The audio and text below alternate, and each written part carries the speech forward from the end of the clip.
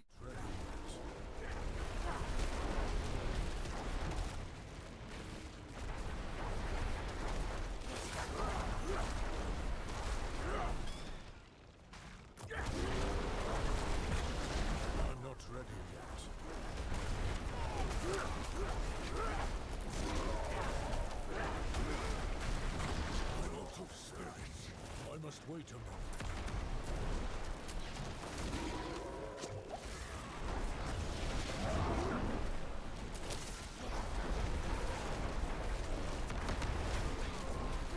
I must wait a moment.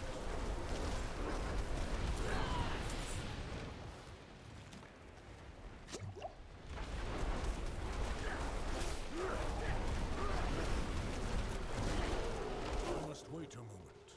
I need more spirits.